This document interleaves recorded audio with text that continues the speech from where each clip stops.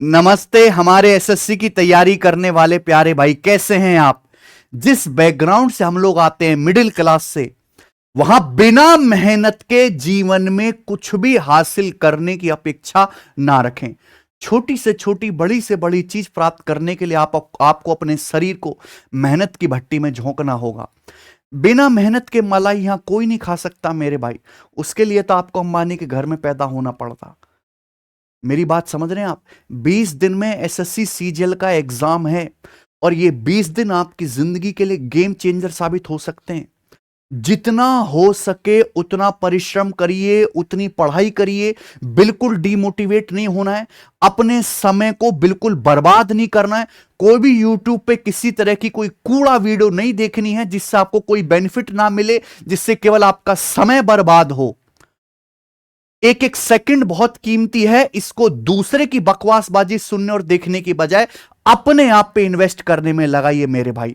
हम तो अपने चैनल के माध्यम से इस नेगेटिविटी के माहौल में आपको पढ़ाने की पूरी कोशिश कर रहे हैं मेरे भाई, क्योंकि पढ़ने से ही होगा, और कोई दूसरा रास्ता है नहीं मेरे दोस्त। हम आज की क्लास में एसएससी सीजीएल 2025 के अपकमिंग एग्जाम के लिए एग्जाम पेपर 4 चौथा मॉक टेस्ट सॉल्व करेंगे। पूरे 25 सवाल न्यू पैटर्न पर बेस्ड मैं तो सॉल्व कराऊंगा। ये पूरा मॉक टेस्ट मैंने तैयार किया। बहुत मेहनत लगती है, बहुत ज्यादा मेहनत लगती है मेरे भाई ये एक मॉक टेस्ट क्रिएट करने में। इतने सारे क्वेश्चंस अलग अलग सोर्सेस से कंपाइल करने में, फिर उनको नए पैटर्न के हिसाब से उनकी लैंग्वेज को ट्विस्ट करने में है बहुत मेहनत लगती है। आप क्या जानो, आपको तो केवल पढ़ना वही काफी है मेरे भाई। ये पूरा का पूरा टेस्ट आप हमारी एप्लीकेशन टेस्ट रैंकिंग पर अटेम्प्ट भी कर सकते हैं। ऑल इंडिया लाइव टेस्ट हमने सभी बच्चों के लिए फ्री करवाया हुआ है। अगर आप एप्लीकेशन पर जाएंगे टेस्ट रैंकिंग पर, तो SSC CGL tier 1 2025 all India live test 13, हम 13 लाइव टेस्ट अब तक करवा चुके हैं। वैसे तो नए पैटर्न के ज्यादा मॉक टेस्ट इंटरनेट वेबसाइट्स पर है नहीं, तो हम आपको जो क्वालिटी वाले टेस्ट दे रहे हैं, बढ़िया बढ़िया सवाल, बिल्कुल रेलेवेंट, अभी के हिसाब से एक भी मिस मत करिए। एप्लीकेशन पर आप जाओगे लाइव टेस्ट वाले सेक्शन में तो आपको मिल जाएगा। मैथ्स का यहां पे सेक्शनल टेस्ट भी है, ठीक है जी। अगर YouTube चैनल पर जाएंगे हमारे गगन प्रताप मैथ्स पर, तो हम 2 सीरीज चला रहे हैं। एक तो मॉर्निंग में कॉन्सेप्ट वाली क्लास जो 11 बजे आती है, और शाम को एग्जाम टेस्ट जो हम सॉल्व कराते हैं। मैंने इनकी प्लेलिस्ट भी बना दी है। यहां पे जाएंगे ना, new pattern based mock test की ये प्लेलिस्ट है, 3 मॉक टेस्ट करा दिए, और एक कॉन्सेप्ट क्लासेस की प्लेलिस्ट है मेरे भाई, ठीक है। अभी सैटरडे संडे नहीं हो पाई, मैं उसके लिए सॉरी चाहता हूं। और सभी क्लासेस की आपको पीडीएफ टेलीग्राम चैनल पर मिल जाएगी, ठीक है ना। टेलीग्राम चैनल से आप पीडीएफ डाउनलोड कर सकते हैं। आप वीडियो ना देखना चाहें कोई बात नहीं, आप पहले खुद से सॉल्व कर रहे हैं, लेकिन मेरे दिए हुए इन 25 सवालों को जरूर बनाएं। इन सवालों का कोई तोड़ नहीं है मेरे लाल, ठीक है। कोई आपको सवाल नहीं देने वाला है इस तरीके के कंपाइल करके, वही घिसा पिटा चीज देंगे अगर देंगे भी तो। हम बहुत मेहनत से आपको एग्जामिनर की सोच से भी 4 कदम आगे का कंटेंट बना के दे रहे हैं, तो आपको उसका ज्यादा से ज्यादा फायदा उठाना चाहिए। मुझे बड़ा दुख हुआ जब मैंने अपनी टीम से पूछा कि भाई एग्जाम में 20 दिन बाकी हैं, बच्चों का पढ़ने का पीक टाइम है, और हम जो फ्री टेस्ट कराते थे ऑल इंडिया लाइव टेस्ट, आपको पता है इतनी सारी एप्लीकेशन है, सबसे नंबर 1 टॉप क्वालिटी है इसकी चारों ही सेक्शन की, जहां 1.5-2 लाख बच्चों को टेस्ट अटेम्प्ट कर रहे थे और करना चाहिए था, वहां अभी तक कुछ हजार बच्चे ने, लगभग 30-40 हजार बच्चों ने ये टेस्ट अटेम्प्ट किया है। यानी कि बच्चे क्या है, ठंडे हो चुके हैं, उनको अपने करियर की कोई चिंता नहीं है भाई। एग्जाम में इतना कम समय है, चुपचाप अपने दिमाग को एक जगह इकट्ठा करो, निगेटिविटी हटाओ और पढ़ने पे ध्यान दीजिए मेरे भाई। और जो ये सोचे कि एडुकेटी हटाओ सर, पहले बाद में करेंगे, एडुक्विटी कराए चाहे टीसीएस कराए, पेपर इसी पैटर्न पर आएगा और यही कंपनी बनाएगी, क्योंकि एडुक्विटी का टीसीएस का पेपर बनाने से कोई लेना देना नहीं है। वो एक अलग कंपनी बना रही है with the assistance of AI. समझ में आई बात, ठीक है। तो आपको पढ़ाई तो इसी पैटर्न से करनी होगी, नहीं तो आप बिल्कुल मेरे भाई छोड़ दीजिए, कोई और दूसरा काम करने लग जाइए मेरे भाई। समय बर्बाद मत करिए अपनी जवानी के, या तो पढ़ाई इतनी मेहनत से करो कि भैया और कुछ आपको जो है सोचने का मौका ही ना मिले। इतनी मेहनत से पढ़ाई करो कि आपके टक्कर में कोई दूसरा ना पढ़ा रहा हो, या बिल्कुल बिल्कुल मत पढ़ो मेरे भाई। सड़क पे निकल जाइए, बतेरे काम है दुनिया में करने के लिए, ठीक है। तो पूरा ये मॉक टेस्ट आप बनाइए, सवाल कैसे लगे, सॉल्यूशन कैसा लगा, एंड में मुझे कमेंट्स करके जरूर बताइएगा, ठीक है। शुरू करते हैं मेरे प्यारे भाई, यहां पर सवाल नंबर 1 से। पहला सवाल है, the tan square theta plus cot square theta 47 है, तो सेक इंटू कॉसेक क्या होगा। देखिए मेरे भाई, tan theta plus cot theta बराबर होता है सेक इंटू कॉसेक, ये सीधा फॉर्मूला है। सवाल में दिया है tan square theta plus cot square theta 47। अगर मैं दोनों तरफ दो ऐड कर दूं, लेफ्ट साइड में भी और मेरे प्यारे भाई यहां पर राइट साइड में भी दो ऐड कर दूं, तो tan square theta plus cot square theta plus 2, ये tan theta plus cot theta का होल स्क्वायर हो जाएगा। ये चीज आप ध्यान रखिए प्यारे बच्चे, tan theta plus cot theta का whole square, tan square theta plus cot square theta बराबर क्या आ जाएगा, 47 प्लस 2 49। अगर मैं दोनों तरफ से अंडर रूट लूंगा प्यारे बच्चे, तो यहां से 10 प्लस कॉट आपका 7 आ गया। और अगर आपको कॉन्सेप्ट पता है तो tan theta plus cot theta का मतलब होता है 1/sin into cos, 1/sin into cos यानी कि सेक इंटू कॉसेक थीटा। तो 10 प्लस कॉट का मतलब sec theta into cosec theta, इसी की वैल्यू डायरेक्ट 7 आ गई। बस इतना सा सवाल था, ऑप्शन नंबर बी करेक्ट, ठीक है। डुएबल क्वेश्चन है, बिल्कुल मुश्किल नहीं है। आइए, एक त्रिभुज की भुजाएं 13.3 सेंटीमीटर, 17.1 सेंटीमीटर, 20.9 सेंटीमीटर है, तो त्रिभुज कैसा है, न्यून कोण, राइट एंगल, ऑब्टूस या ट्राइंगल इज नॉट पॉसिबल। देखो ट्राइंगल तो पॉसिबल है कि यहां पे दो भुजाओं का योग मेरे प्यारे भाई, दो भुजाओं का योग तीसरी से बड़ा आ रहा है, ट्राइंगल तो पॉसिबल है। आपको ये बताना है कि कैसा ट्राइंगल होगा, बताओ बच्चों। देखो दोस्त, यहां इतनी कठिन वैल्यू देके बस आपको डरा दिया गया, जबकि सवाल में कोई दम है नहीं। आप ये देखो, ये सब सारे नंबर 19 से कट रहे हैं, 19 का पढ़ाई तो है ये, ठीक है जी। ध्यान से देखिए, दशमलव भी लगा हुआ तो 1.9, ये सारे नंबर 1.9 से कट रहे हैं, काटो। 19 सत्ते 133 रेशियो, बताओ बच्चों, 19 निम्मा 171, और ये 19 से चला जाएगा मेरे भाई, 19 एकम 19 और 19 एकम 19, 11, 7 रेशियो 9 रेशियो 11। ये ट्राइंगल की तीनों भुजाओं का रेशियो है, तीनों साइड का रेशियो है। आप कैसे पता लगाओ कि ये ट्राइंगल किस शेप का है। यहां पे लार्जेस्ट साइड ये जो है 11 है, तो 11 का स्क्वायर बाकी दोनों साइड के स्क्वायर के सम से बड़ा है कि छोटा है, आप ये बताइए। 9 का स्क्वायर 81 प्लस 49 130, 11 का स्क्वायर 121, यानी कि ये यहां पे लार्जेस्ट साइड का जो स्क्वायर है अदर टू साइड के स्क्वायर के सम से छोटा हो रहा है, क्योंकि ये 11 का स्क्वायर 121 आएगा है भैया, और ये 49 प्लस 81 130 आएगा। आप बोलोगे यस सर, बिल्कुल सही। तो अगर किसी त्रिभुज में सबसे बड़ी भुजा का वर्ग बाकी दोनों भुजाओं के स्क्वायर के सम से छोटा है, तो ये एक एक्यूट एंगल ट्राइंगल होगा, न्यून कोण त्रिभुज होगा।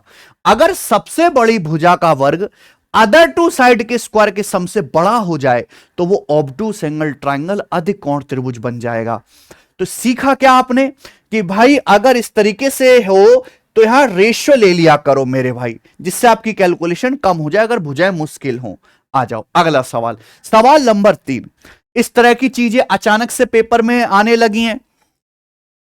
ये डेसिमल नंबर है 2873 बेस 10, इसको इक्विवेलेंट ऑक्टल नंबर में जो है कन्वर्ट करिए।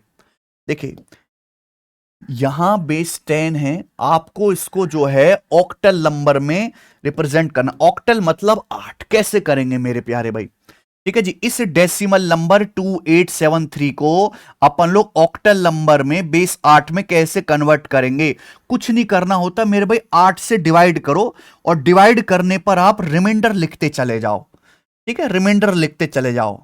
जैसे हम सक्सेसिव रिमाइंडर निकालते हैं वैसे ही मेरे भाई। तो 8 तिया 24, 4 7 8 पंजे 40, 7 3 8 नाम 72, बच गया 1, ठीक है। फिर ये 359 को फिर दोबारा 8 से भाग दीजिए, दोबारा से 8 चौक 32, 3 9, 8 चौक 32, कितना बच जाएगा, 7 बच जाएगा, ठीक है। फिर यहां पे 8 से भाग दीजिएगा मेरे दोस्तों, तो 8 पंजे 40, ये 44 से 4 बच जाएगा रिमाइंडर, ठीक है।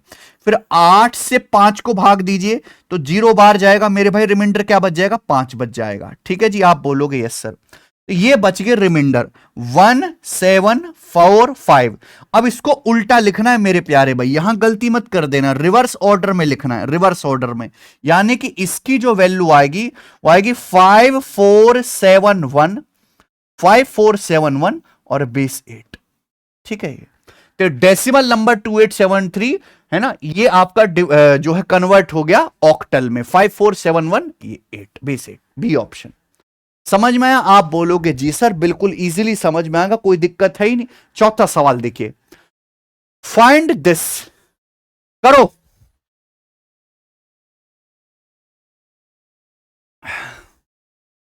A cube plus B cube plus C cube minus 3abc बटे नीचे क्या है? ये नीचे अगर ध्यान से देखेंगे तो भाई ये 3621 है, ये a प्लस बी प्लस सी है। इन तीनों नंबर का समय 1205 प्लस 1207 प्लस 1209।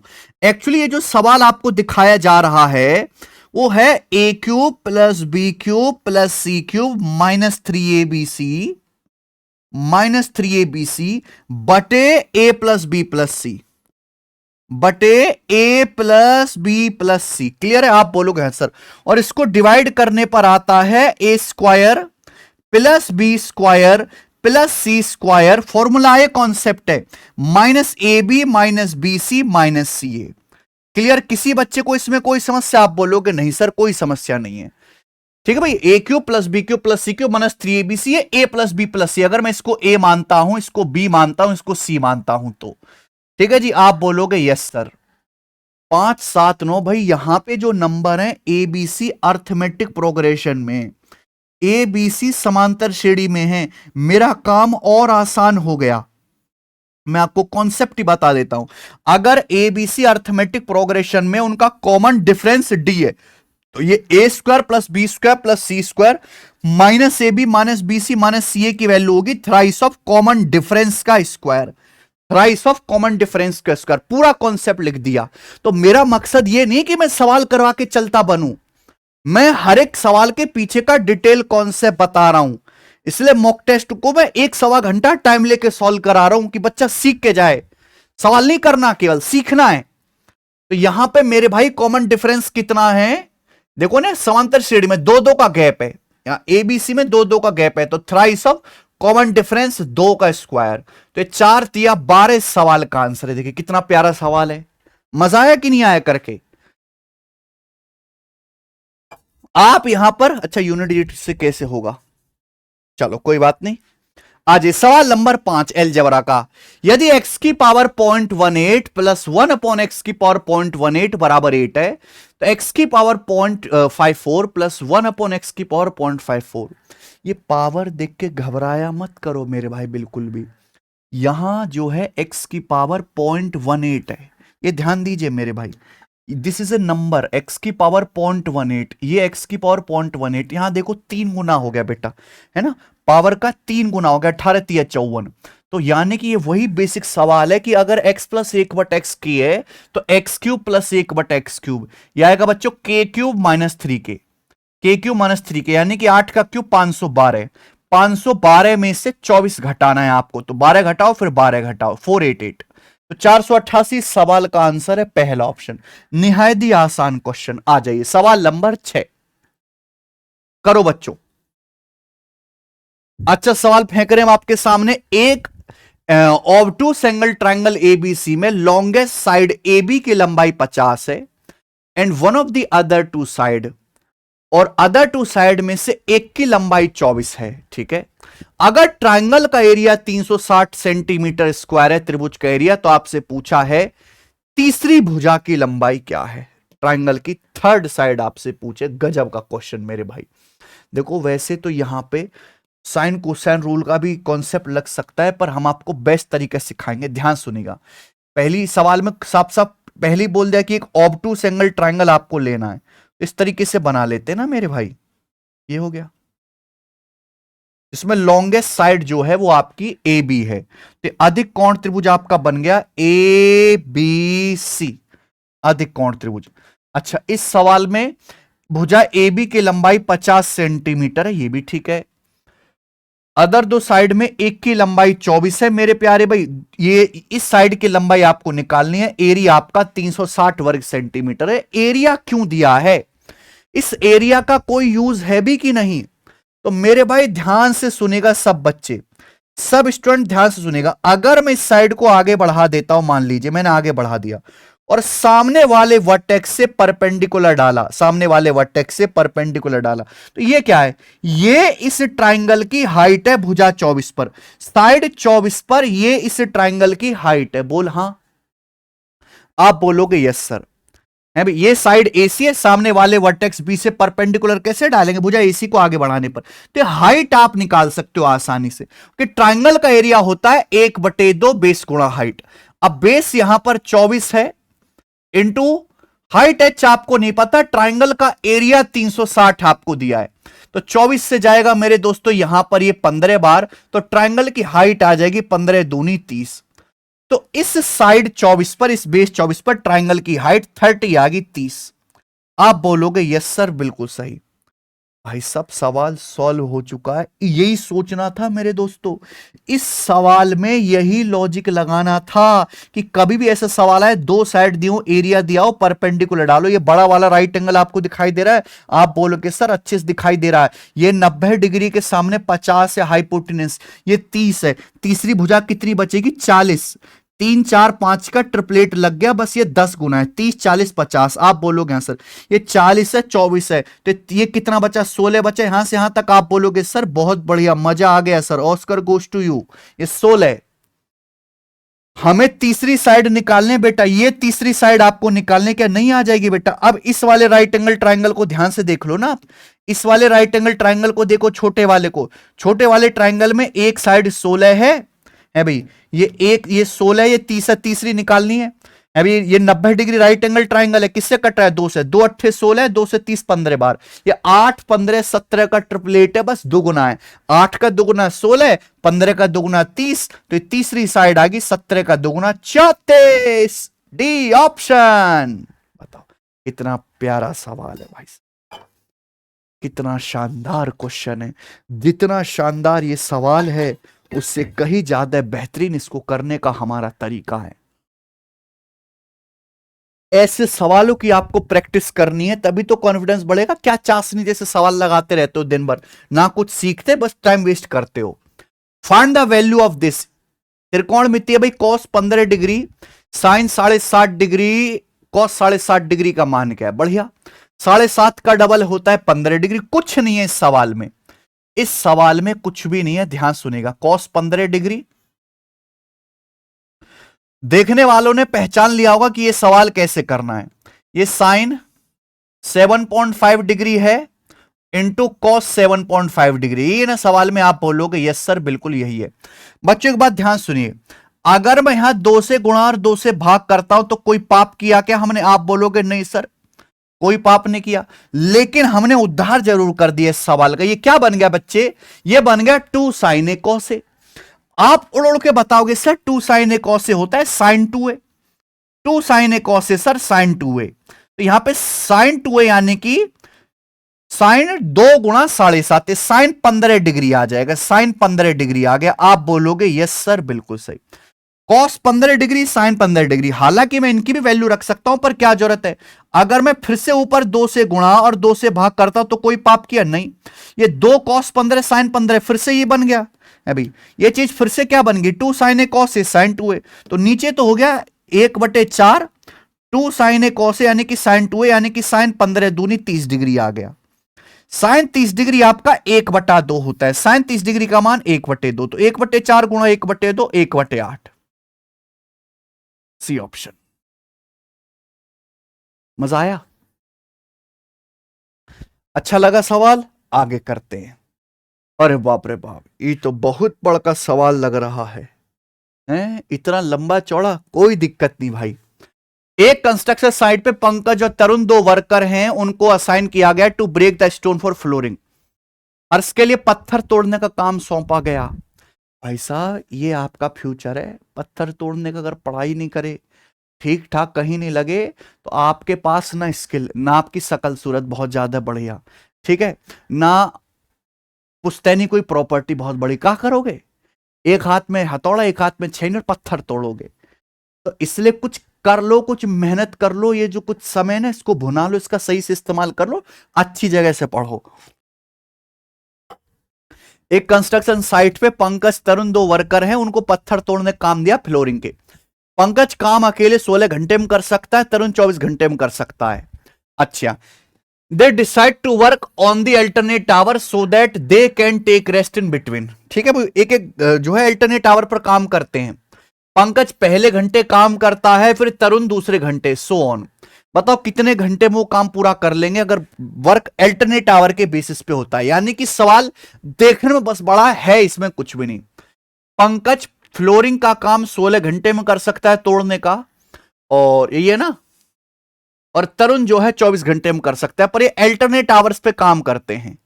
तो 16 और 24 का एलसीएम आ गया मेरे भाई 48। ये आपका टोटल वर्क आ गया, कोई दिक्कत नहीं। तो पंकज की एफिशिएंसी 3 आ जाएगी, तरुण की एफिशिएंसी यहां पर 2 आ जाएगी। ये एफिशिएंसी आ गई मेरे दोस्तों यहां पर इन दोनों की। अब प्रॉब्लम क्या है कि पहले घंटे पंकज काम करता है, फिर तरुण काम करता है, फिर पंकज, फिर तरुण, ऐसी काम चलता रहता है। तो पहले घंटे पंकज 3 यूनिट काम करेगा, फिर तरुण 2 यूनिट पत्थर तोड़ेगा। तो इस हिसाब से हर 2 घंटे में कितना काम होगा? हर 2 घंटे में 5 यूनिट काम होगा, हर 2 घंटे में। लेकिन हमें काम कितना करना है? टोटल 48। तो 48 के नजदीक 5 का कौन सा मल्टीपल है? 5 नाम 45, दोनों तरफ 9 से गुणा करो। 9 दूनी 18 घंटे में कितना काम होगा? 18 घंटे में 45 यूनिट पत्थर टूट जाएगा। लेकिन हमें तो 48 तोड़ना है, 3 यूनिट पत्थर और तोड़ना है। अब जब अगला घंटा शुरू होगा तो कौन काम करेगा? पंकज। और पंकज बेचारा 1 घंटे में 3 यूनिट पत्थर तोड़ता है, 1 घंटे में। तो अगले 1 घंटे में पंकज जो है 3 यूनिट पत्थर तोड़ देगा। तो टोटल 48 यूनिट पत्थर तोड़ने में 18 और 1 19 घंटा लग गया। केवल ये आंसर था, कुछ नहीं है भैया इस सवाल में। आ जाओ 9वां, the salary of a person is increase by 10% of its original salary, but he received the same amount even after increment. What the percentage of its salary he did not receive. उसे salary का कितना percentage जो नहीं मिला। ये बड़ा बढ़िया सवाल लगा, किसी स्टेट एग्जाम का आया हुआ है। एक आदमी की सैलरी 10% बढ़ जाती है, 10% की फ्रैक्शन वैल्यू 1/10। यानी कि अगर आदमी की सैलरी पहले 10 थी तो अब 11 हो गई। आदमी की सैलरी पहले 10 थी, 10 से 11 होगी। लेकिन आदमी को 11 रुपए सैलरी मिल नहीं रही, आदमी को अभी भी पहले जितनी ही 10 रुपए ही सैलरी मिल रही है। ठीक है जी, तो यही पूछा, बताओ कितने परसेंट सैलरी उसे नहीं मिल रही? 11 हो गई सैलरी लेकिन मिल 10 रही, यानी कि 1 रुपए सैलरी कम मिल रही है 11 से। 1/11 का मतलब मेरे प्यारे दोस्तों 9.09% वो अपनी सैलरी का कम पा रहा है। ठीक है, इजी सवाल, आगे आ जाइए। यदि a बराबर √13 प्लस 2√42 है तो पूछा है आपसे 1/a² प्लस a की पावर 4। देखो सबसे पहले तो ये पैटर्न ही हम पहचान गए। ये क्या है? अगर मैं a² से डिवाइड करूंगा, ये 1 है, 1 को a² से डिवाइड करेंगे 1/a²। ये प्लस a की पावर 4 है, a की पावर 4 को a² से डिवाइड करेंगे a²। ये आ गया बच्चे, बहुत बढ़िया। सवाल में दिया है a बराबर ये अंडर तो हटाओ पहले a से, है ना हटाओ तो भी चल जाएगा मेरे भाई। ठीक है भाई, यहां से a का स्क्वायर क्या आएगा? a का स्क्वायर आ जाएगा 13 प्लस 2√42। a का स्क्वायर है 13 प्लस 2√42, क्योंकि यहां a² प्लस 1/a² निकालना है हमको, a² प्लस 1/a²। ठीक है बच्चे, आप बोलोगे यस सर। तो ये a है, मैंने दोनों तरफ से स्क्वायर के अंडर रूट हट जाएगा, ये a²। अब आप बताओ 1/a² क्या आएगा? 1/a² क्या आएगा? एक्चुअली इन दोनों के स्क्वायर का डिफरेंस एक है। 13 का स्क्वायर 169, 2√42 का स्क्वायर आएगा 42 चौका 168। यहां स्क्वायर का डिफरेंस एक है, अगर स्क्वायर का डिफरेंस एक है तो रेसिप्रोकल करने पर बस साइन चेंज हो जाएगा। 13 - 2√42 1/a² आएगा। 1/2 किलो 13-2√42 रेशनलाइजेशन करने से पता है ना लॉजिक। बस क्या करना है, इन दोनों को ऐड करना है, a² प्लस 1/2 ऐड करेंगे तो 2√42 से 2√42 कट जाएगा, 13-13-26। तो आंसर इसका 26 आ जाएगा, कुछ नहीं है सवाल में। ठीक है जी, आ जाओ सवाल नंबर 11। आज का मॉक आसान है, मॉडरेट है। एक समचतुर्भुजाकार मैदान के विकर्ण की लंबाई 96 और 110 है, मैदान का परिमाप ज्ञात कीजिए। जी बच्चों बताइए, अच्छे सवाल भी अभी आपको आएंगे, पेशेंस रखो मेरे भाई। मैं स्टार्टिंग में थोड़ा इजी डालता हूं, बाद में लंका लगाता हूं बच्चों की। तो ये समचतुर्भुजाकार मैदान है, यानी कि आमने सामने की साइड पैरेलल है, चारों साइड बराबर है। अब इसके डायगोनल आपको दिए 96 और 110। अब भैया एक डायगोनल ये है, एक डायगोनल ये है। अच्छी बात यह है कि यहां पे रोम्बस के या समचतुर्भुज के चारों भुजाएं बराबर होते हैं और इसके दोनों डायगोनल 90 डिग्री के एंगल पर एक दूसरे को काटते हैं और बाइसेक्ट करते हैं। तो यहां पे एक डायगोनल की लंबाई 96 है, तो आधा आधा हो जाएगा, 96 का आधा 48। दूसरे डायगोनल की लंबाई 110 है, तो ये आधा आधा हो जाएगा 55। अब आप ये राइट एंगल ट्रायंगल देख लो मेरे भाई, कोई सा भी, ये वाला देख लीजिए आप, ये 48 है, ये 55 है और ये 90 डिग्री। 90 डिग्री के सामने क्या है, 48, 55, 73 ट्रिपलेट होता है 73, यानी कि रोम्बस की साइड 73 आ गई, भुजा एक भुजा। तो परिमाप क्या आएगा, भुजा का 4 गुना, तो आएगा मेरे भाई 280 और 12 292। डी ऑप्शन आंसर है। ठीक है, आइए सवाल नंबर है आपके सामने 12। फिर से एक और बड़ी लैंग्वेज का सवाल। हम्म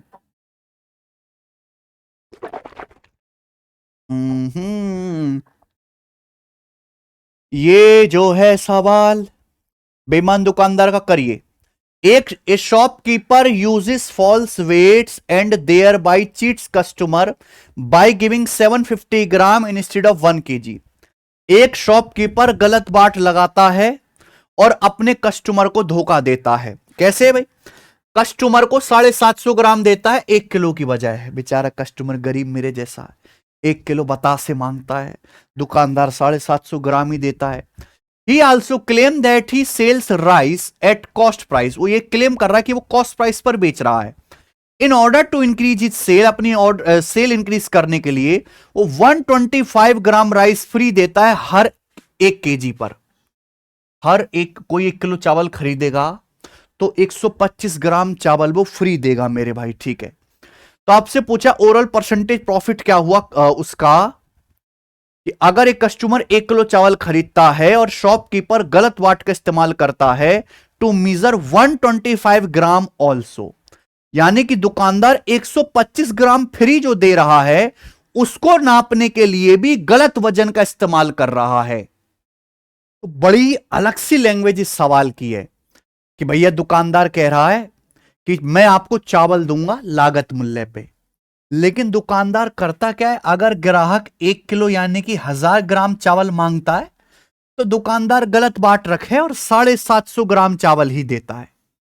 बात समझ में आई, यानी कि दुकानदार 750 ग्राम चावल देके 1000 ग्राम चावल का पैसा ग्राहक से ले रहा है।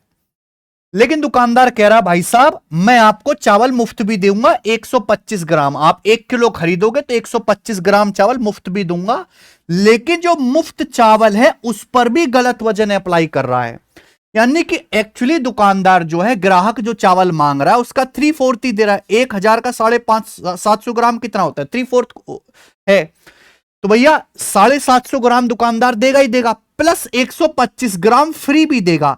लेकिन ये 125 ग्राम फ्री भी पूरा नहीं देगा, इसमें भी गलत वजन लगा दिया, तो 125 ग्राम का भी वो 3/4 चावल ही ग्राहक को देगा। क्या आपको मेरी बात समझ में आई? बड़ा अच्छा और यूनिक लैंग्वेज है इस सवाल की मेरे भाई, समझे? फिर से सुन लीजिए प्यारे दोस्त, कि जैसे 1000 ग्राम अगर कोई ग्राहक मांगता है तो दुकानदार उसको 750 ग्राम ही देता है, ठीक है ना, यानी कि 3/4 चावल ही देता है वजन का जो मांगेगा। अब 125 ग्राम फ्री भी देना है, लेकिन वो फ्री में भी गलत वजन लगा रहा, तो 125 ग्राम का भी वो 3/4 ही देता है।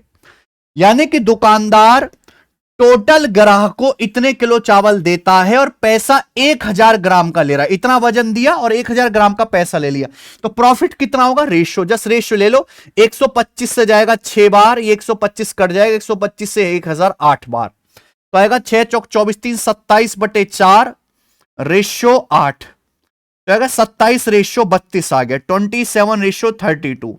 अल्टीमेटली दुकानदार ने 27 का सामान 32 में बेच दिया, मजा आ गया ना? तो 5 का प्रॉफिट हुआ मेरे दोस्तों 27 पर, परसेंटेज में इंटू 100%, तो क्या आएगा मेरे भाई? 27 का 20 गुना तो 540 होता है, तो 20 से कम आएगा, ये दोनों तो आंसर है नहीं, 14 नहीं आएगा बेटा, 20 से कम आएगा थोड़ा सा, ऑप्शन नंबर बी है 500/27, 18.52%। अच्छा सवाल है, बताइए एक त्रिभुज की भुजाओं की लंबाई 11 60 61 है, 61 सेंटीमीटर लंबाई वाले भुजा पर विपरीत सिर से लंब की लंबाई क्या है? अगर एक त्रिभुज की भुजाओं की लंबाई 11 60 61 है तो ये ट्रिपलेट है, ये राइट एंगल ट्राइंगल है मेरे प्यारे भाई, पाइथागोरन ट्रिपलेट होता है, याद कर लीजिए 11 60 61, 61 हाइपोटेनस होगा, तो सबसे लंबी भुजा 61 सेंटीमीटर है, इस 61 सेंटीमीटर लंबाई वाली भुजा पर विपरीत सिर से लंब की लंबाई आपसे पूछा है, यानी कि इनडायरेक्टली वे में क्या बोला है? राइट एंगल ट्राइंगल के हाइपोटेनस की हाइट पूछा है, और इसका डायरेक्ट तरीका होता है किसी भी समकोण त्रिभुज के हाइपोटेनस कर्ण की हाइट निकालनी है, 90 डिग्री बनाने वाली साइड की गुणा बटे थर्ड साइड बटे हाइपोटेनस ही आ जाएगा भैया, यानी कि 660/61 सेंटीमीटर, तो 61 दुसाम 610, यानी कि ये तो नहीं आएगा मेरे भाई, 61 दुसाम 610, 50 बच जाएगा, 10 लगा के 0 बढ़ा लेंगे 8 बार जाएगा, तो अप्रोक्स 10.82 सेंटीमीटर आंसर है। आगे चलो, दो समांतर रेखाओं के बीच की दूरी कितनी है? दो पैरेलल लाइन है, इनके बीच की डिस्टेंस कितनी है? एक बार बताइए, अगर दो लाइन पैरेलल हैं तो उनका ये वाला पोर्शन सेम होगा, क्योंकि उनका स्लोप बराबर होता है। मैं आपको कॉन्सेप्ट बता दूं कि भाई अगर दो लाइन पैरेलल हैं इस प्रकार से ax plus B Y plus C one equal to 0, और दूसरी पैरेलल लाइन है ax plus B Y plus C two बराबर 0, ax plus B Y plus C two बराबर 0, ये दोनों पैरेलल लाइन हैं, ये दोनों जो हैं समांतर रेखाएं, क्योंकि इन दोनों लाइन का स्लोप ढलान सेम है, तो इनके बीच की जो डिस्टेंस होगी, डिस्टेंस बिटवीन देम, इसका कॉन्सेप्ट आपको पता है तो बहुत अच्छी बात है, नहीं पता तो हम बता दे रहे हैं, C1 माइनस C2 बटे under root A square plus B square, C1 minus C2 बटे under root A square plus B square, ये कॉन्सेप्ट है। ठीक है, हर सवाल का कॉन्सेप्ट भी बता रहे हैं, यहां पर मोड आपको पॉजिटिव वैल्यू लेनी है, तो ये तो सेम ही है, -39 C1 में से C2 46 घटाएंगे बटे under root A square plus B square, यानी कि अंडर रूट 15 का स्क्वायर प्लस 8 का स्क्वायर। ठीक है बच्चे, आप बोलोगे यस सर बिल्कुल सही, तो 39 और 46 कितना आएगा? ये आपका 85, 15 8 17 888 होता है, तो 17 से 85 5 बार जाएगा, यानी कि पॉजिटिव आएगा 5 यूनिट, 5 यूनिट इन दोनों पैरेलल लाइन के बीच के डिस्टेंस से खत्म। आइए सवाल नंबर 15 बताओ, find Karl Pearson coefficient of skewness for the following data. आपके पास डाटा दिया है, इसका Karl Pearson coefficient of skewness बताना है।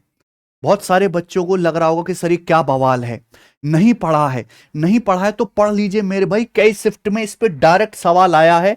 अगर आप YouTube चैनल पे जाएंगे तो मैंने एक कॉन्सेप्ट की वीडियो डाली है, quartile, decile, percentile, skewness, Karl Pearson coefficient, सब एक ही क्लास में आपको मिल जाएगा, जाके पढ़ लीजिएगा मेरे भाई, डेली कॉन्सेप्ट की क्लास ले रहे हैं। देखिए सबसे पहले Karl Pearson coefficient of skewness को एसके से डिनोट करते हैं। इसके लिए आपको मीन मोड चाहिए, देखो मीन तो निकल जाएगा, यहां मोड नहीं है क्योंकि हर एक नंबर एक ही बार आ रहा है मेरे दोस्तों। ठीक है जी, तो यहां मोड है नहीं, तो आप यहां पे कॉन्सेप्ट ये लगाएंगे मेरे भाई, कार्ल पियर्सन कोफिशिएंट की वैल्यू निकालने का, thrice of mean minus median, thrice of mean minus median बटे standard deviation, thrice of mean minus median बटे स्टैंडर्ड डेविएशन ये आएगा। क्लियर है? आप बोलोगे यस सर बिल्कुल सही, तो आप पहले यहां से मीन निकाल लीजिए कि मीन क्या आ जाएगा। बताओ बच्चों मीन क्या आएगा? इनको जोड़ो 10 20 30 30 60, 60 और 40 100 और 70 170, 170 योग आ गया। कितनी संख्या? 5 है, 5 से डिवाइड कर दीजिए 34, तो मीन आपका 34 आ गया। इसके बाद निकालते हैं इसका मीडियन। मीडियन क्या आएगा भैया? 5 संख्याएं तो बीच में मेरे प्यारे भाई यहां पर ये नंबर आ रहा है 30 बीचों बीच में, तो 30 आपका मीडियन आ जाएगा 30। उसके बाद आपको निकालना है स्टैंडर्ड डेविएशन। स्टैंडर्ड डेविएशन, ठीक है जी।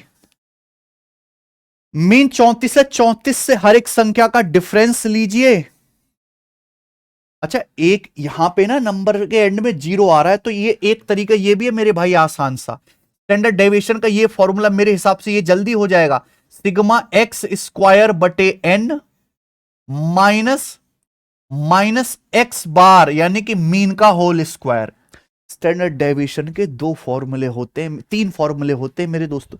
यहां एंड में 0 आ रहा है, इससे जल्दी निकल जाएगा। सिग्मा एक्स स्क्वायर का मतलब क्या है? सभी ऑब्जर्वेशन के स्क्वायर का सम। सभी ऑब्जर्वेशन के स्क्वायर का सम। 10 का स्क्वायर 100 प्लस 20 का स्क्वायर 400 प्लस 30 का square 900 plus 1600 plus 4900 plus 1600 plus 4900, 70 का स्क्वायर। ये कितना आ जाएगा मेरे भाई? 1600 400 2000 3000, यानी कि, और ये 7900 आ गया। ये 7900 आ गया सिग्मा एक्स स्क्वायर। यहां रख दो मेरे भाई। तो स्टैंडर्ड डेविएशन क्या आएगा? अंडर रूट ऑफ 7900 बटे 5 माइनस एक्स बार। एक्स बार यानी कि मीन। मीन है आपका 34, 34 का स्क्वायर। बताइए, तो 7900 को 5 से भाग दीजिएगा, कितना आएगा? ऊपर नीचे 2 से गुणा कर लो ना, तो आ जाएगा 140 और 18 1580, 1580 आ जाएगा। ठीक है जी। 34 का स्क्वायर 1156, तो इसका घटाइए मेरे भाई, कितना आ जाएगा मेरे दोस्तों? ये आएगा 424। तो अंडर रूट 424 आ गया, रूट 424 स्टैंडर्ड डेविएशन। आप दूसरे मेथड से निकाल लो, कोई फर्क नहीं पड़ना, आप करके देखिएगा, यही आएगा रूट 424। यहां पे आंसर डेसिमल में है, तो रूट 424 की अप्रोक्स वैल्यू बताओ क्या आएगा? 20 का स्क्वायर 400 होता है बेटा, ये 20 से हल्का सा बड़ा आएगा है। 20 का स्क्वायर 400 होता है, ये कितना ज्यादा है? 24 ज्यादा है, 24 बटे 40। ठीक है जी, यानी कि 20.6 के करीब आएगा ये। इसका अंडर रूट आएगा लगभग 20.6 के करीब। ये वैल्यू यहां रख दो मेरे भाई। Thrice of Karl Pearson coefficient निकालना ना, मीन माइनस मीडियन। 34 में से 30 घटे, मीन 34 है, मीडियन 30 है, 34 माइनस 30 4 बटे 20.6। ये आ गया बच्चे, यानी कि आ जाएगा, डेसिमल हटाएंगे तो 0। 120 बटे 206, 2 से चला जाएगा जी 60 बटे 103, 60 बटे 103। डेसिमल हटाएंगे तो यहां पर एक 0 बढ़ जाएगा। 600, 600 को 103 से भाग देंगे, 600 को 103 से भाग देंगे तो 103 छिक्का 618, यानी कि 0.6 से कम आएगा हल्का सा, यानी कि ऑप्शन नंबर ए करेक्ट है भाई साहब। 0.58, 0.58। जिसको नहीं आता, देखो ये सवाल का मतलब है आपको 4 चीजें पता करनी पड़ेंगी। मीन निकाला, मीडियन निकाला, स्टैंडर्ड डेविएशन निकाला, कार्ल पियर्सन कोएफिशिएंट के फॉर्मूले में वैल्यू रखी, कैलकुलेशन किया, तब जाके आंसर आएगा। तो अच्छे समझ लीजिएगा बेटा इस कंसेप्ट को। कई शिफ्ट में सवाल आया है, डाटा अलग अलग था। अगला सवाल देखो, marked price of an article है 25% more than its cost price. अंकित मूल्य लागत मूल्य से 25% अधिक है और 14.4% की छूट दी जाती है अंकित मूल्य पर, तो लाभ प्रतिशत क्या होगा? देखिए, मार्क प्राइस जो है कॉस्ट प्राइस से 25% ज्यादा है, 25% ज्यादा है, 14.4% डिस्काउंट दे, तो प्रॉफिट क्या आएगा इन दोनों का? सक्सेसिव। मार्कअप परसेंटेज और डिस्काउंट परसेंटेज का सक्सेसिव प्रॉफिट परसेंटेज होता है। ये बड़ा बेसिक सवाल है, ठीक है। तो 25 माइनस 14.4 माइनस 25 गुणा 14.4 बटे 100, यह आएगा। 25% प्राइस बढ़ाया आपने, मार्क प्राइस लगाया 25% अब सीपी से, फिर 14.4% डिस्काउंट दिया, सक्सेसिव निकाल लीजिए मेरे भाई। 25 चौका 100 और 4 से जाएगा ये 3.6, 36 चौका 144 होता है ना, ये जोड़ेंगे कितना आएगा? 18 आएगा, 14 3 17 और 1 18, 25 माइनस 18 7%। तो इसका मतलब आपको 7% का लाभ होगा, पहला ऑप्शन ठीक है। आगे आ जाइए बच्चे।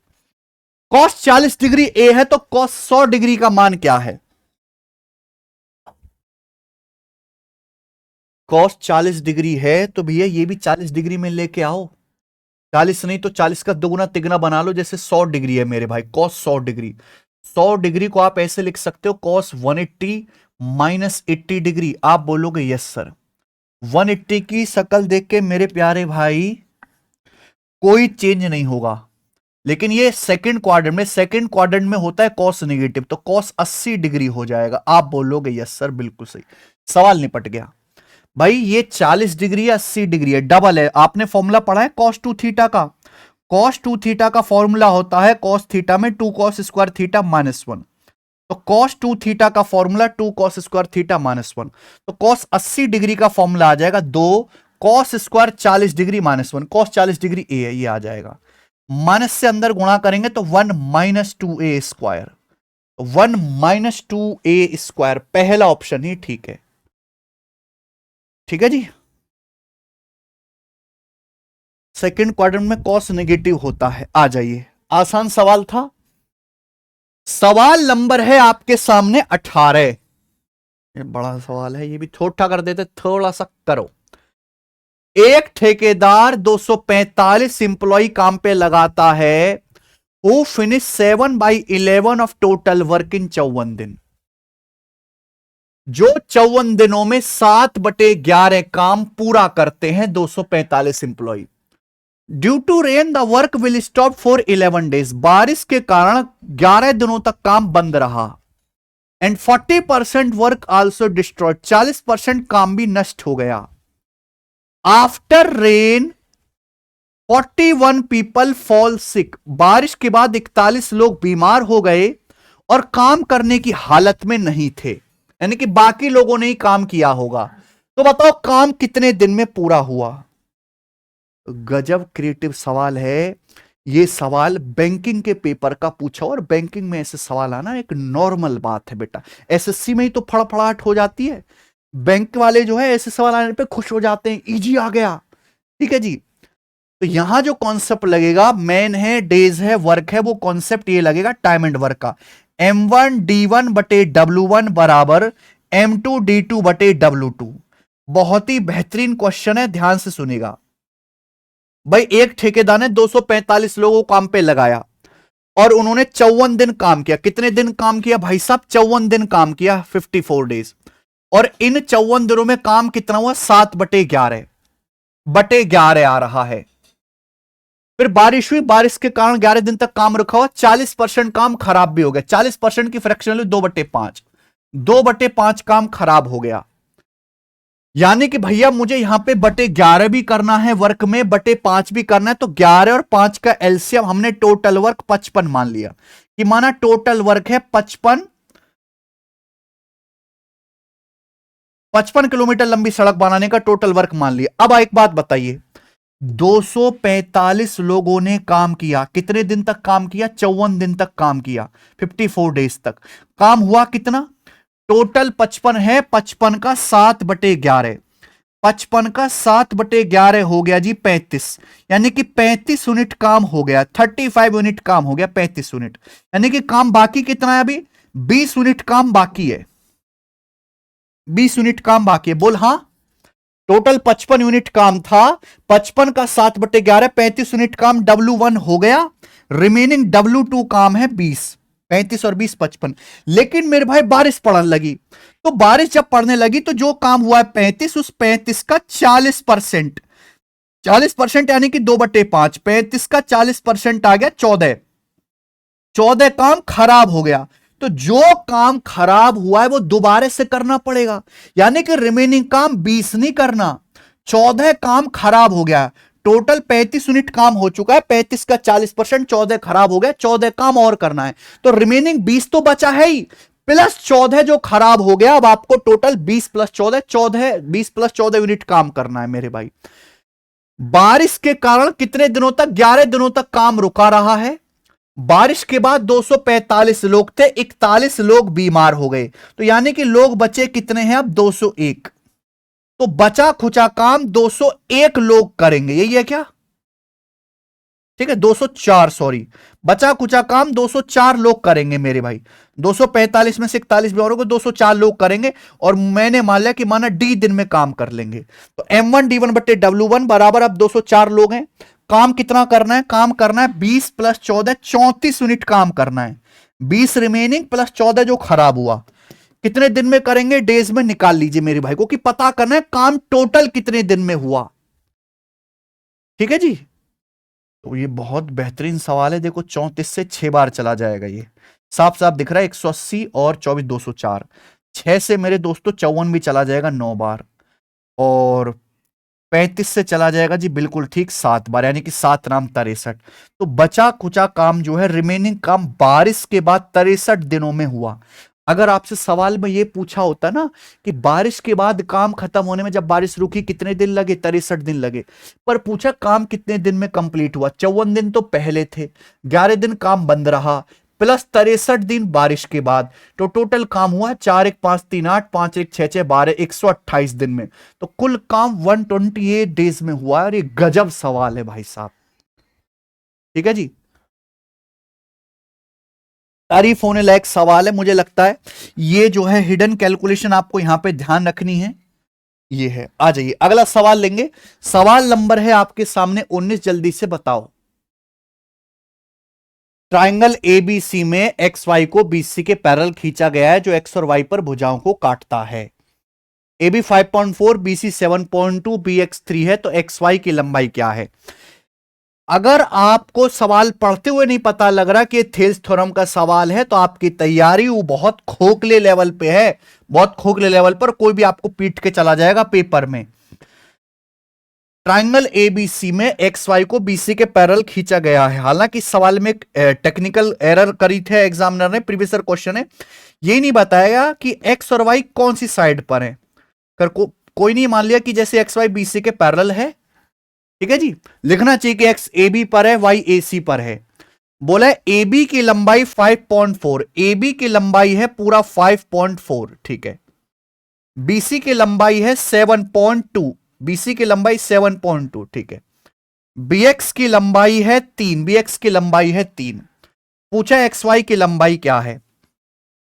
भाई एक बात बताओ, अगर ए बी की लंबाई सवाल में यहां पर 5.4 सेंटीमीटर है, bx की लंबाई 3 है, तो ax क्या है? 5.4 में से 3 घटाएंगे 2.4 है।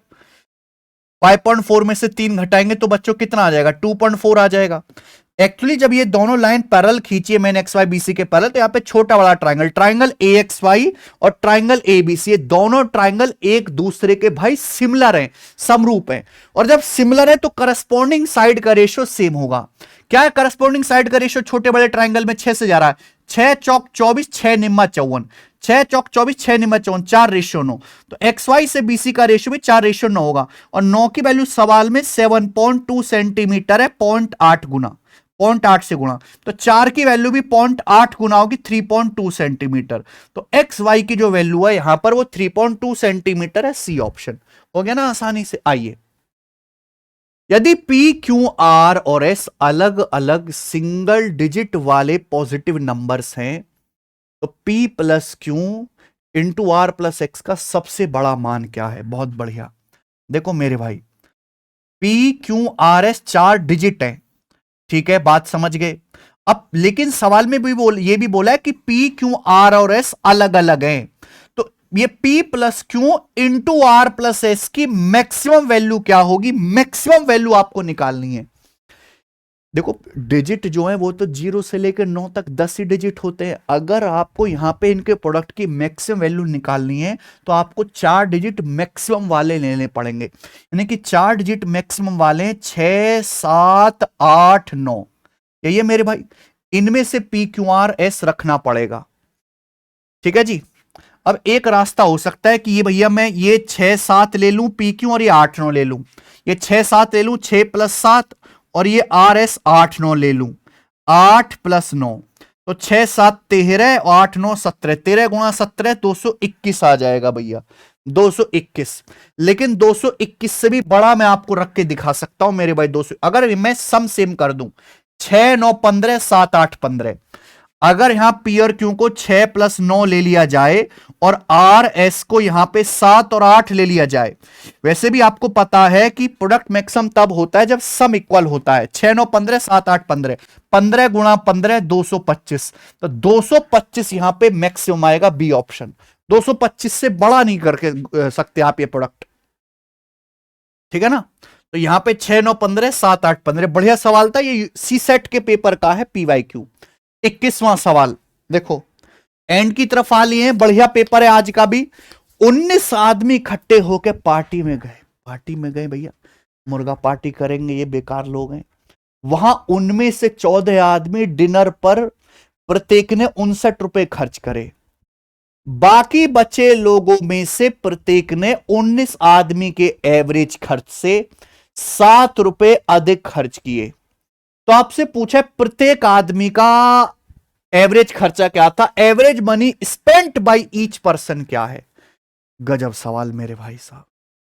देखो आप यहां पे एलिगेशन भी लगा सकते हो, कई सारे तरीके। जैसे 19 आदमी मेरे दोस्तों पार्टी करने गए, उनमें से 14 आदमियों में से 14% ईच ने कितना खर्च किया है, 59 रुपए खर्च किया, 59 रुपए खर्च किया है। तो बाकी कितने बचे, 5 लोग, बाकी 5 लोग बचे। तो सवाल में बोला है बाकी बचे लोगों में से हर एक आदमी ने 19 लोगों के एवरेज से 7 रुपए अधिक खर्च किए। यानी कि अगर सभी लोगों का एवरेज ए है, 14 5 19, सभी लोगों का अगर एवरेज खर्चा ए रुपए पर पर्सन हुआ है, तो इन 5 लोगों ने सभी लोगों के एवरेज से 7 रुपए अधिक खर्च किए मेरे भाई। देखो दोस्त, अगर मान लो इनका भी एवरेज एक्स हो जाए, इनका भी एक्स हो जाए, तो ओवरऑल भी एक्स हो जाएगा। प्रॉब्लम क्या है कि सभी लोगों का एवरेज ए है। इन 5 लोगों ने ये जो है 7 रुपए ए से एक्स्ट्रा खर्चा किए। एक बार बताओ, अगर ये 7, हर एक आदमी 7 रुपए एक्स्ट्रा खर्च कर रहा है, तो 5 आदमियों ने कितना खर्च किया होगा, 5 7 35।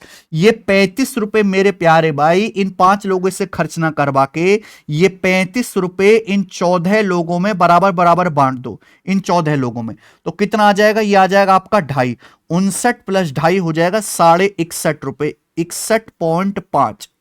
क्लियर। अब आप बताओ, इन 5 लोगों का एवरेज खर्चा भी ए हो गया, सभी लोगों का एवरेज खर्चा भी ए हो गया, और इन 14 लोगों का एवरेज खर्चा भी 61.5 हो गया हर एक का। यानी कि यही तो ए की वैल्यू होगी। ये भी बराबर है, ये भी बराबर है, तो ये भी बराबर होना चाहिए। यानी कि 61.5 ए का मान है प्रत्येक आदमी का खर्चा। ठीक है, यह है आपका डेविएशन मेथड। अगला सवाल देखिए, सवाल नंबर 22वां एलजबरा का। 6m + 1/7n बराबर 1, 7n + 1/8p बराबर 1, तो 8p + 1/6m ज्ञात करें। बताइए बच्चे, ये सवाल कोई नया क्वेश्चन नहीं है, कई बार आ चुका है, और ऐसे सवाल का आंसर हमेशा 1 आता है। सबको पता है कि x + 1/y 1 है, y + 1/z 1 है, z + 1/x क्या आएगा, 1 ही आएगा। आप यहां वैल्यू पुटिंग से भी कर सकते हैं। मैं आपको बेसिक मेथड भी बताना चाहूंगा। भाई एक आपको इक्वेशन ये दी है और एक इक्वेशन आपको ये दी है। आपसे पूछा है 8p + 6m, 8p देखो यहां आ रहा है, 6m देखो यहां आ रहा है। तो 8p और 6m की वैल्यू मैं n की टर्म में निकाल सकता हूं। जैसे यहां से क्या आ जाएगा, 8p 7n उधर चला जाएगा, 1/8p बराबर 7n उधर चला जाएगा, 1 - 7n। ठीक है बात, आप बोलोगे हाँ सर। तो 8p क्या आ जाएगा, रिवर्स। ये 1/8p की वैल्यू, 8p क्या आ जाएगा, रिवर्स, 1/1 - 7n। आप बोलोगे यस सर, बिल्कुल सही। 6m, यहां से 6m क्या आएगा मेरे भाई, 7n उधर जाएगा, 1 - 1/7n। आप बोलोगे यस सर, बिल्कुल सही। तो 6m कितना आएगा भैया, एलसीएम लीजिएगा, 7n - 1/7n। ये 6m की वैल्यू है, लेकिन हमें चाहिए 1/6m। 1/6m यानी कि इसका उल्टा, इसका उल्टा क्या आएगा भैया, 7n - 7n - 1, 7n - 1। इसका उल्टा कर देंगे ना, 7n - 7n - 1। और ये क्या करना है, आपको जोड़ना है प्लस। तो सेम ही तो चीज है भाई, सेम ही तो चीज है। अगर यहां प्लस की जगह में माइनस कर दूं, तो 7n - 1 क्या आ जाएगा, 7n - 1 हो जाएगा 1 - 7n। प्लस में से माइनस कॉमन ले लीजिए, तो भैया नीचे तो हो गया 1 माइनस 7n और ऊपर भी हो जाएगा आपका 1 माइनस 7n। तो ये 1 minus 7n 1 minus 7n cut जाएगा, 1 इसका आंसर आ जाएगा कि नीचे सेम हो गया मेरे भाई। ठीक है जी। तो ये तरीका बेसिक जो बहुत सारे बच्चों को नहीं आता होगा, अब आप सीख गए। आगे चलिए सवाल नंबर 23। जब किसी संख्या को 14 से डिवाइड करते रिमाइंडर 9 आता है, उस संख्या के स्क्वायर को 14 से डिवाइड करेंगे तो क्या आएगा। मान लीजिए जैसे कोई संख्या आपका n है, अगर किसी संख्या को 14 से डिवाइड करते हैं तो रिमाइंडर 9 है। अगर उसी संख्या के स्क्वायर को हम लोग 14 से डिवाइड करेंगे तो क्या रिमाइंडर आएगा। अगर हमने संख्या का स्क्वायर किया तो रिमाइंडर 9 का भी स्क्वायर हो जाएगा 81, लेकिन 14 से भाग करने पर 81 थोड़ा ना, 81 को वापस 14 से भाग करेंगे तो 14 पंजे 70, 70 चला जाएगा, क्या बचेगा 11, तो रिमाइंडर 11 आएगा। ये आंसर है बच्चे।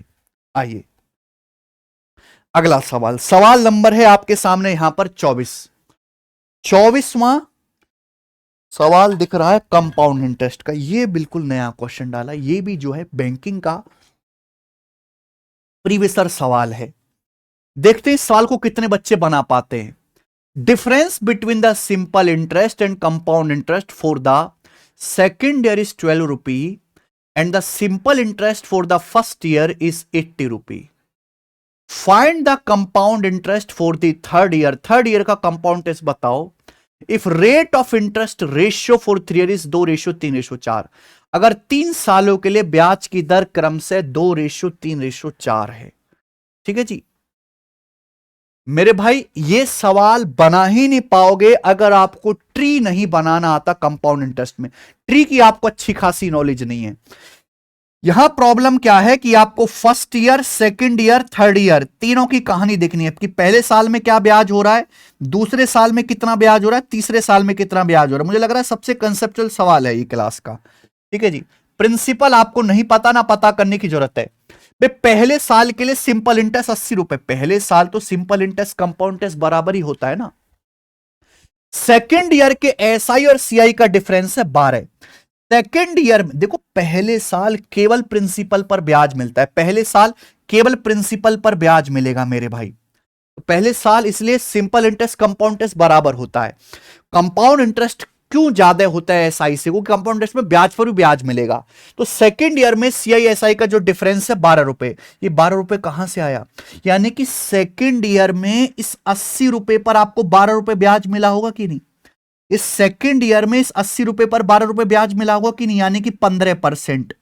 दूसरे साल में जो आपने पहले साल 80 रुपए ब्याज कमाया है उस पर 12 रुपए ब्याज मिला होगा, तो 80 का 15% 12 होता है, यानी कि सेकेंड ईयर का ब्याज 15% है भाई।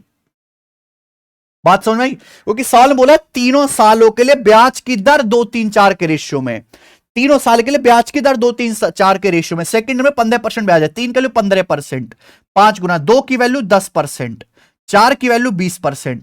तो first year, second year, third year में ब्याज की दर आ गई 10, 15, 20%। आप बोलोगे यस सर बिल्कुल सही, कोई भी परेशानी यहां पर नहीं है, मस्त मजा आ गया। अब आप बताओ, देखो अगर यहां पे ब्याज की दर का रेशियो 2-3-4 है तो first year, second year, third year में जो सिंपल इंटरेस्ट आएगा, सिंपल इंटरेस्ट का रेशियो भी 2-3-4 होगा। अगर पहले साल 80 रुपए ब्याज है, 2 की वैल्यू 80, तो 3 की वैल्यू 120, 4 की वैल्यू 160 ही आ जाएगा मेरे भाई।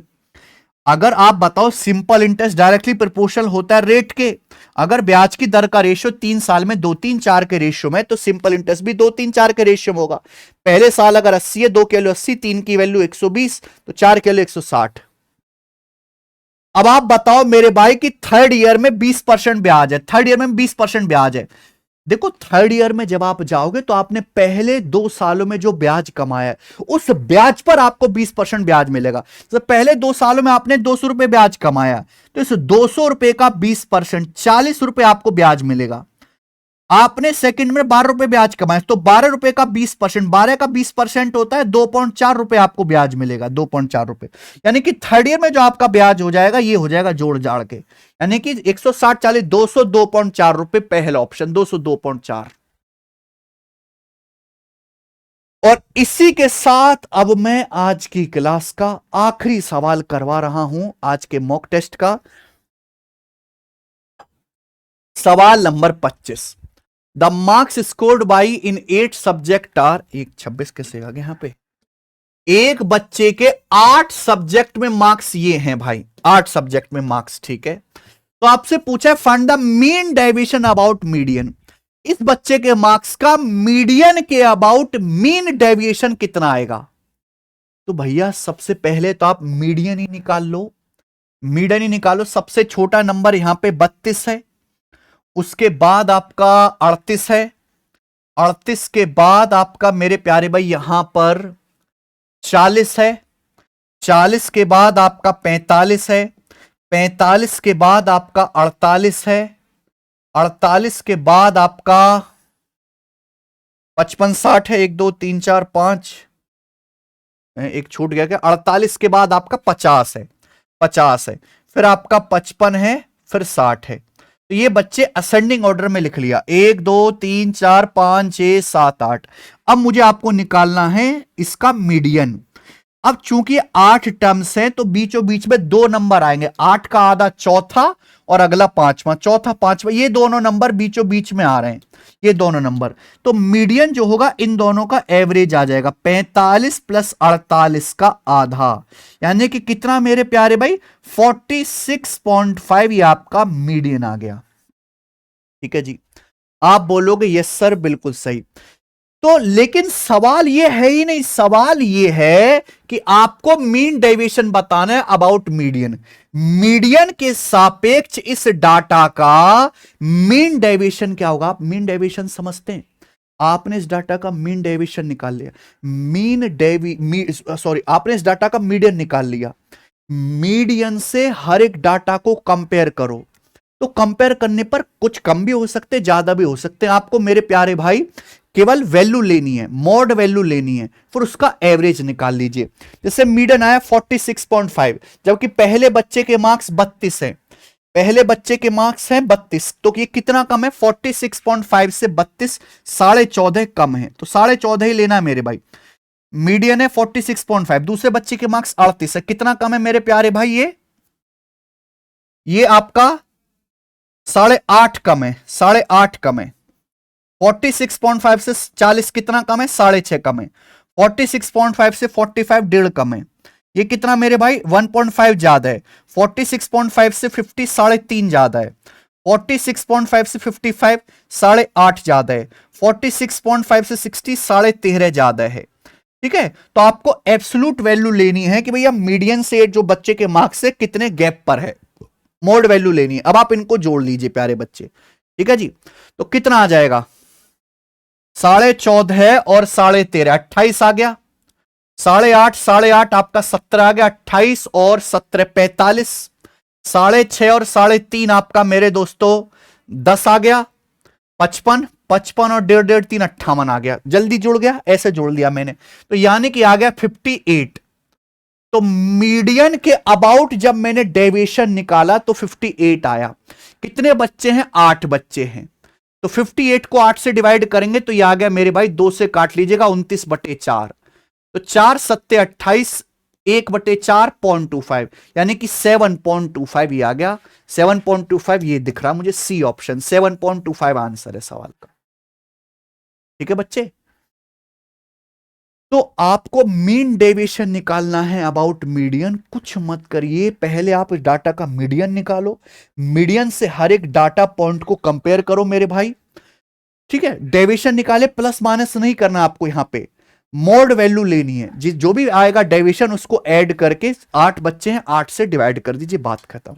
और इसी के साथ ये मॉक टेस्ट समाप्त होता है। 25 सवाल, शानदार सवाल हमने आपको कराए, इनमें से आपने खुद कितने क्वेश्चन कर लिए मुझे कमेंट्स में बताइएगा। कितने सवाल में आपको परेशानी हुई ये भी बताओ, कौन सा सवाल आपको सबसे अच्छा लगा ये भी जरूर बताइएगा। मैं लगातार मेहनत कर रहा हूं और एग्जाम के एंड में मैं जो आपको ये 250 क्वेश्चन के 10 मॉक टेस्ट कराऊंगा, ये बेंचमार्क साबित होंगे मेरे भाई, और बहुत सारे सवाल इसमें से फंसेंगे। और ये 250 सवाल हर एक उस बच्चे को करने चाहिए जो सीरियस है अपनी तैयारी को लेके। ठीक है, बहुत बहुत धन्यवाद, बाय।